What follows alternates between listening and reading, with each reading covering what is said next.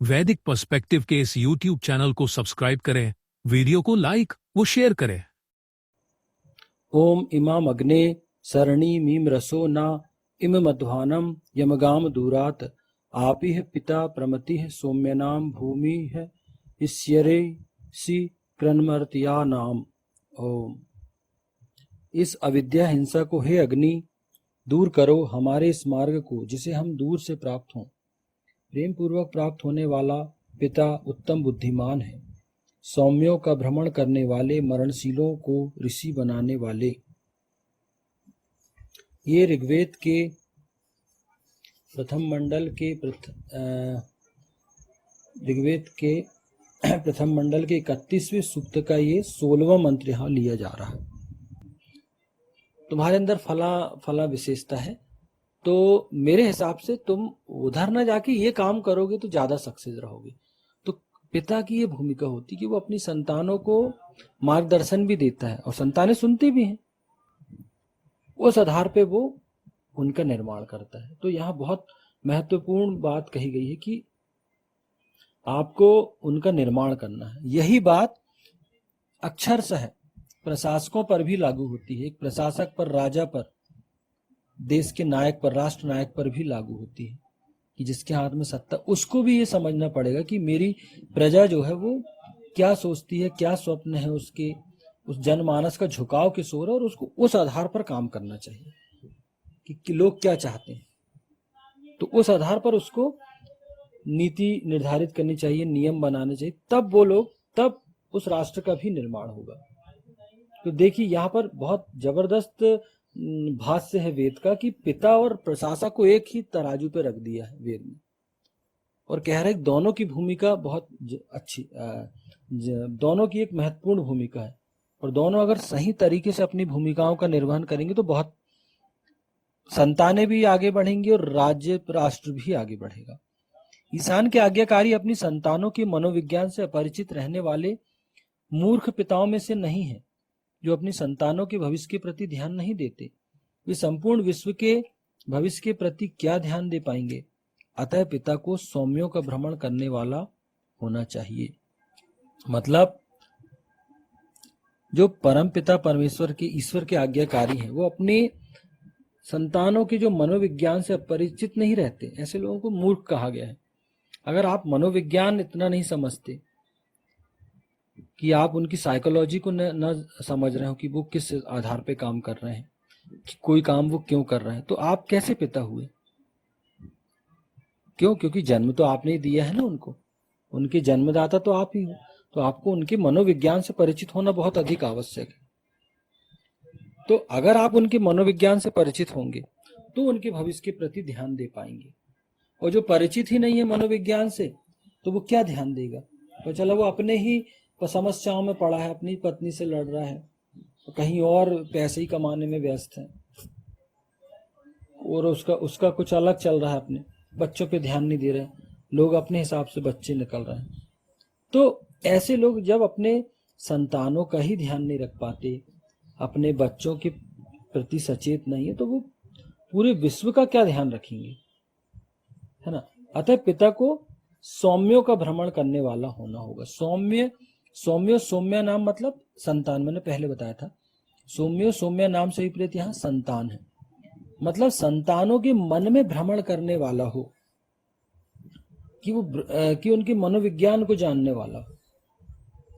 जब वो उनके मनोविज्ञान को समझेगा तो उनके भविष्य के प्रति ध्यान देगा। बहुत महत्वपूर्ण मंत्र है ये, एक पिता होना, पालक होना, और एक प्रशासक होने, प्रशासकों के लिए, पिता, पालक और प्रशासकों के लिए बहुत ही महत्वपूर्ण मंत्र कि आपको कैसा होना चाहिए। आपको अलर्ट होना चाहिए, क्योंकि अगर आप अलर्ट नहीं हैं तो आप अपनी भूमिका नहीं निभा रहे हैं सही तरीके से। समय व्यतीत हो रहा है, आपकी जो सृष्टि है, आप जिस सृष्टि के रचनाकार हैं, मतलब अपने परिवार, अपनी संतानों के रचनाकार आप ही हैं ना। आपने ही अपनी संतानों को जन्म दिया है। तो अगर आप वहां ध्यान नहीं देंगे अपनी संतानों को, तो कैसे वो आगे बढ़ पाएंगे।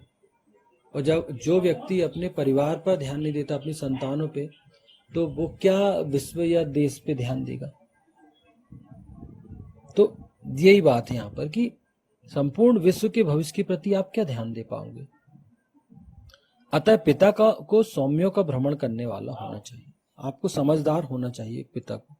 ये वेद कहता है कि आप उनके मन मस्तिष्क में भ्रमण कर सकें, और जब आप ऐसा करेंगे तो आप देखेंगे कि आपकी संतानें ज़्यादा आगे बढ़ रही हैं।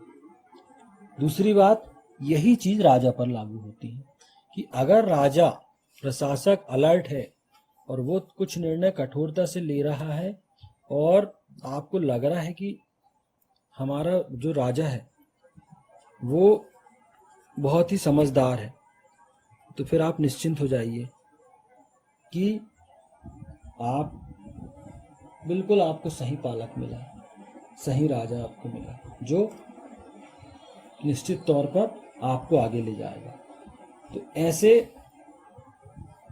राजा या ऐसे प्रशासक के प्रति भी हमको ये धन्यवाद देना चाहिए परमपिता परमेश्वर को कि आपने हमें ऐसे पिता प्रदान किए अथवा ऐसा हमें राजा प्रदान किए जो हमारी भावनाओं को समझ के हमारे हित के लिए, हमारी सफलता के लिए, हमारी खुशी के लिए, हमारे उत्थान के लिए निरंतर कार्य कर रहा है। मरणशीलों को ऋषि बनाने वाले, यह है प्रमुख लक्ष्य जो ईशान परम परमात्मा ने स्वयं ज्ञानवान और अन्य लोगों को ज्ञान के प्रकाश की ओर लाने वाले अग्नि को पूर्ण करने के लिए सौंपा है। ये जो है प्रमुख लक्ष्य है, परमपिता परमेश्वर ने का ये प्रमुख लक्ष्य है कि मरणशीलों, मरने वालों, मरणशील जो मरने ही वाले हैं, उनको आपने,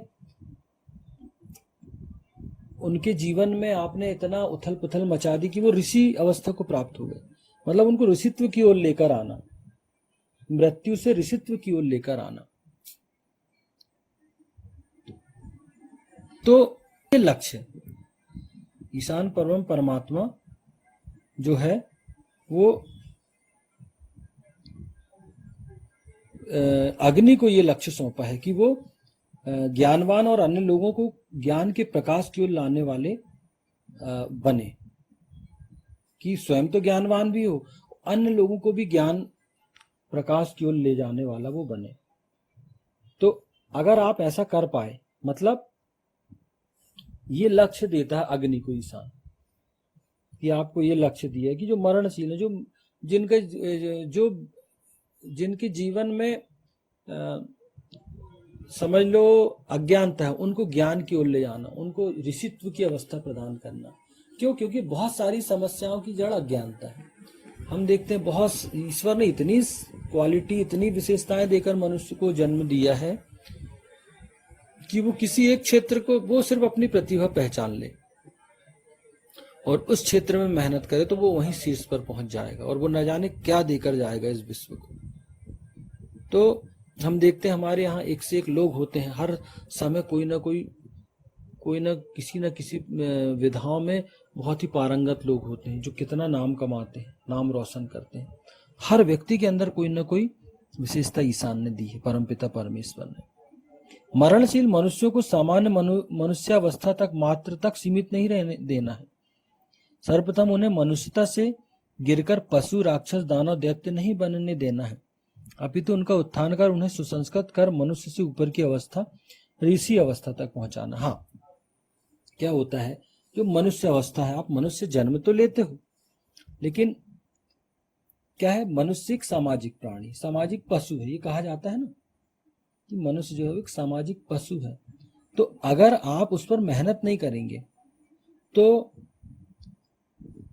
या तो अगर आप मेहनत ही नहीं करोगे तो वो नीचे ही गिरेगा। अगर आप संस्कार नहीं देंगे, उसको प्रकाश की ओर नहीं लाएंगे, उस पर ध्यान ही नहीं देंगे, तो कहाँ जाएगा वो? पशु, राक्षस, दानव, दैत्य ही बनेगा, मतलब उस डाउनवर्ड से जाएगा, नीचे ही गिरेगा। लेकिन अगर आप थोड़ी सी मेहनत करते हैं, यहाँ ईशान क्या बोलता है अपने आज्ञाकारियों को, अग्नि को, कि आपको उनको मरणशील नहीं बनने देना है, मतलब उनको दलदल में नहीं जाने देना, उनको पशुत्व से ऊपर की अवस्था में लेकर आना है। तो पहली अवस्था कौन सी होगी? पशु की